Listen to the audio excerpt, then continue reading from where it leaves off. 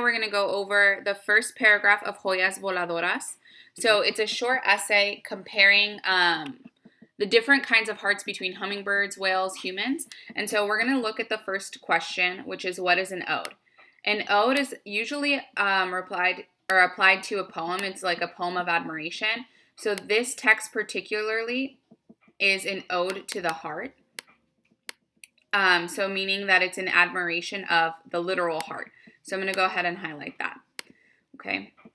The first part here is just an introduction about Brian Doyle, but I'm going to just move on to paragraph 1. So our first two questions are highlight and annotate rhetorical devices used in paragraph 1.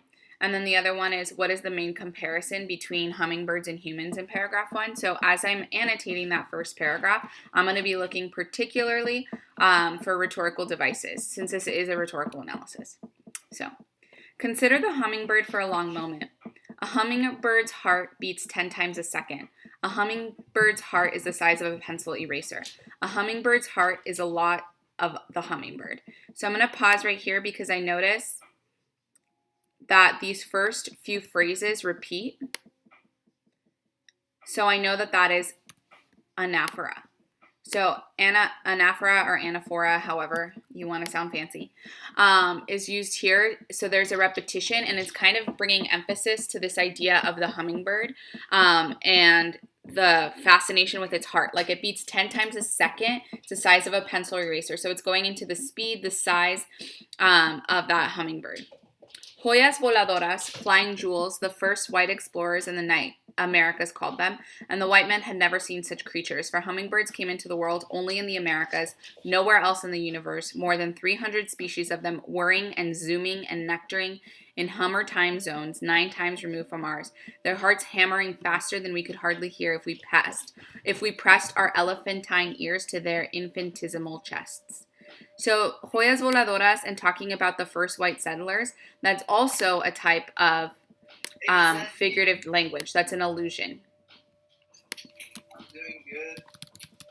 So there's an allusion here. There's anaphora here. Sorry. There's anaphora here, so that's going to be... Oh, sorry. Is that working?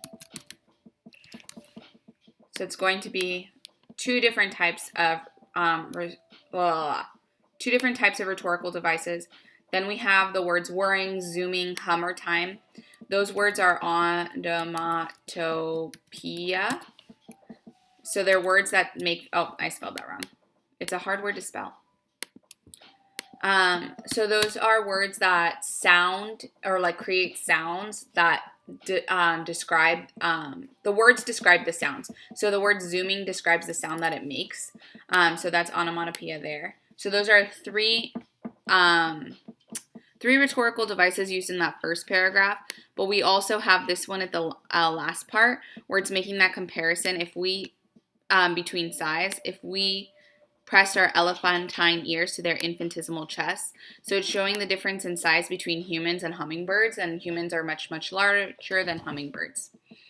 And so when I'm looking at the main comparison between humans and hummingbirds in paragraph 1, it has to do with size, right?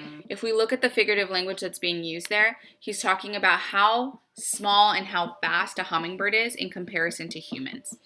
And so as we're continuing to read the text, you're going to be looking through and seeing what other rhetorical devices they're using and how does that reflect the purpose that Doyle has in this passage. Why is he comparing hummingbirds to humans? Why is he doing it with whales? And what is he trying to prove throughout the passage?